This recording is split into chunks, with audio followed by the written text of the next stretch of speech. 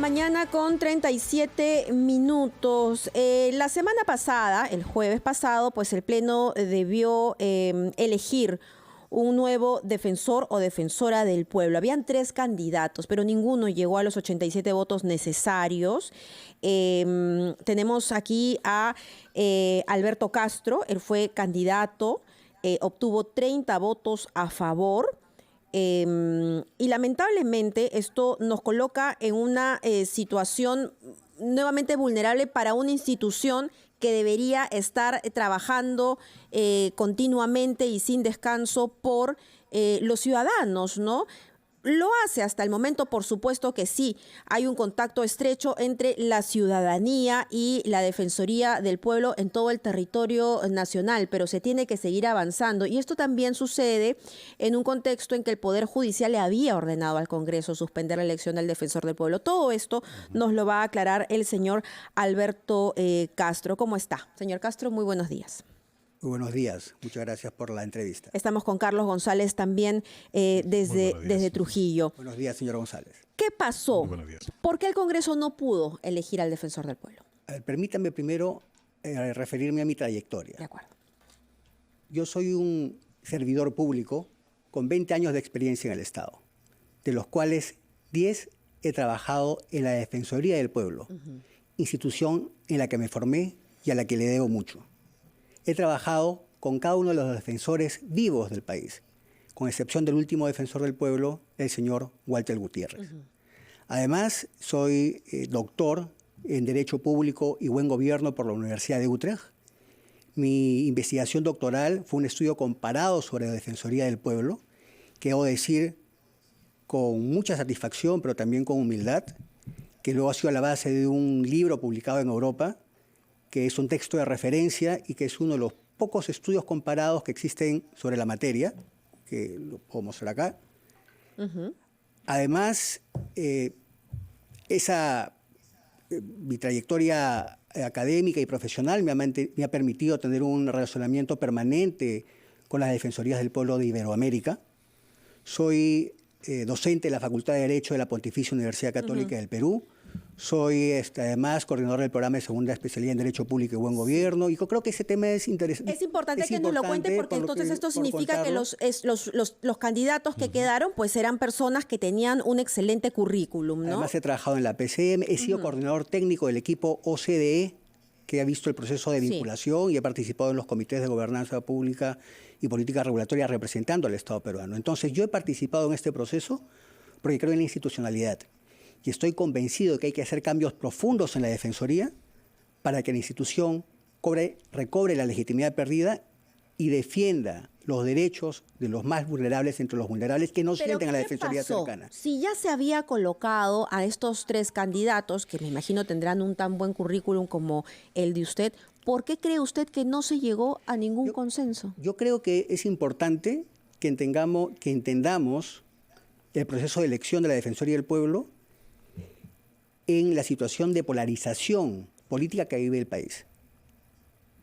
En el país se ha instaurado un clima de polarización política.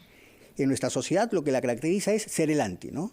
Eres anticaviar, eres antifujimorista, eres antiliberal, antiaprista, anticonservador. Y de esta manera es muy difícil o casi imposible llegar a los consensos que se requieren en una democracia. Esta situación se ha trasladado al Congreso, que al final es reflejo de lo que sucede también en la sociedad y ha contaminado el proceso de elección. Entonces doctor Castro, ¿cree usted, según lo que nos está comentando, que están primando otro tipo de intereses que van más allá de las capacidades y de las competencias que podían tener los postulantes a la Defensoría del Pueblo? Me refiero claramente, ¿hay intereses políticos de por medio para poder designar al próximo Defensor del Pueblo? Yo creo que ese es precisamente lo que debería responderse desde el Congreso, porque no se entiende cómo algunos sectores del Congreso, de todos los lados, de manera irresponsable, han apresurado la elección, un proceso de elección, ir al voto en el Pleno, cuando era evidente que no había el consenso para alcanzar la votación.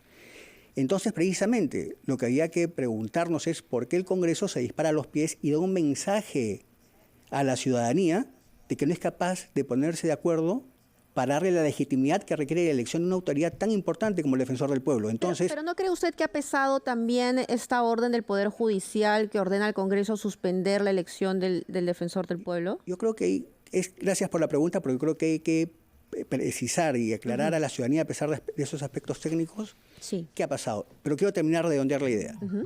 Entonces, la única explicación, o una de las explicaciones que podría haber, es que estos sectores, contaminados por la polarización, han tenido en realidad la intención de bajarse a la terna e imponer un candidato hecho a la medida de sus intereses. ¿Y quién es ese candidato?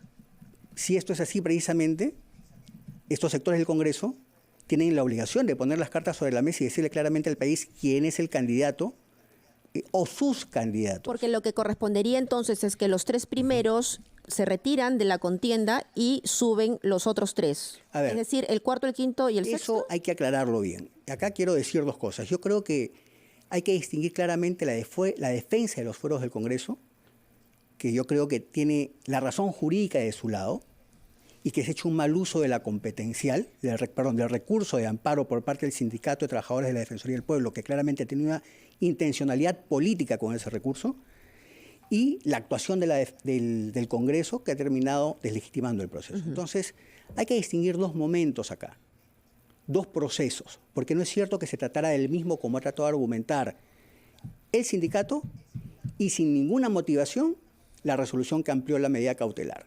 Ahora, sí hubo un primer proceso que carecía de garantías de transparencia y participación, que tenía omisiones.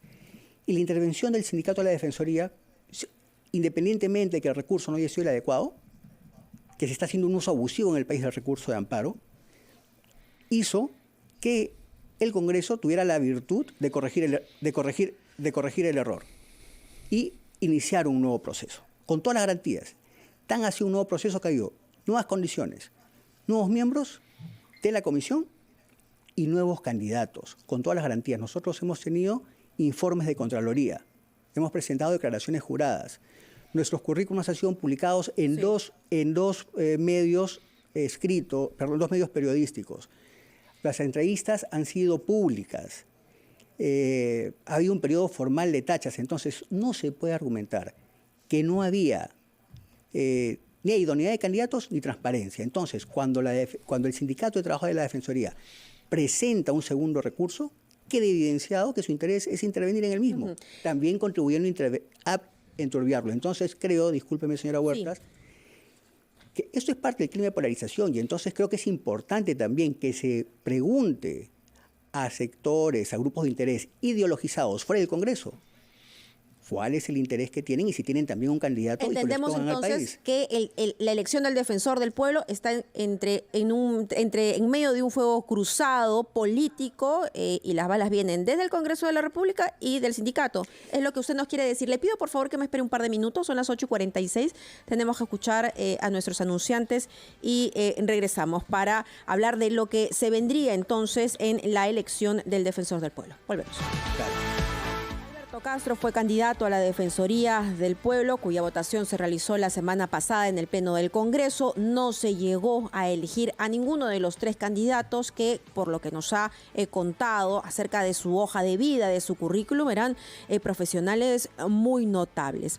Pero también nos ha dicho que esta elección se encuentra en medio de un fuego cruzado, que tiene, motivaciones políticas. Es lo que nos indica, no solamente desde el Congreso de la República, sino también desde el Sindicato de Trabajadores de la Defensoría del Pueblo. Pero ¿qué es lo que corresponde ahora? ¿No? Porque finalmente continúa esta orden del Poder Judicial, ¿no? Y me imagino que en el proceso algunos han especulado que lo que tendría que hacer es elegirse a los 3 que siguen, es decir, al cuarto, al quinto y al sexto puesto de los que se presentaron a este concurso. Sí, efectivamente, mira. Yo creo que el proceso está viciado, porque evidentemente no existe el consenso para elegir un defensor del pueblo. Pero acá estamos entre el ser y el deber ser. Miren, el Congreso ahora sí está impedido de elegir. Quiero precisar esto, que puede ser un aspecto técnico, pero es importante que se sepa. La resolución del juez que ha ampliado la cautelar no ordenaba al Pleno del Congreso a no votar.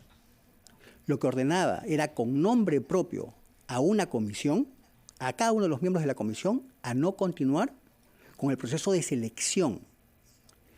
Pero el juez emite la resolución y notifica al Congreso cuando la comisión ya había culminado con su labor de selección de la terna y había notificado a la mesa directiva. Entonces no había quien ejecute.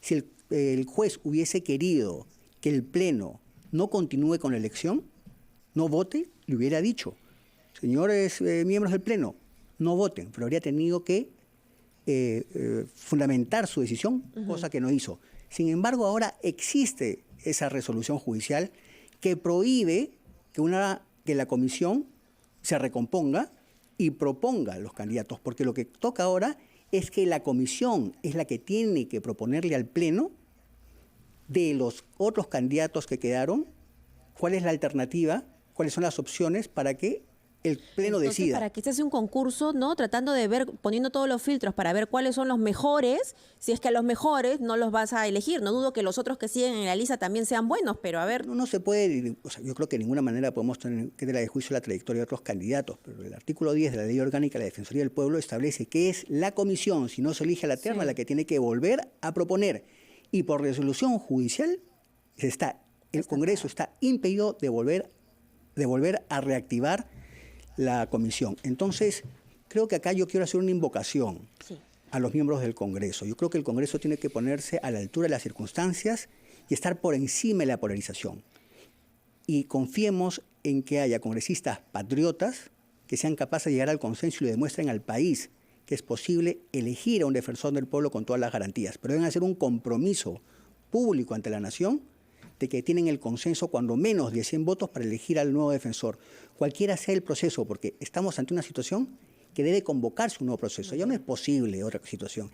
Y creo que cualquiera sea el nuevo candidato, ninguno debería presentarse si es que antes los miembros del Congreso no hacen una aclaración pública al país en este sentido. Señor Castro, Alberto Castro, muchísimas gracias, Muchas gracias por estar aquí. Son las 8:54. Carlos, continuamos con nuestra ronda de entrevistas.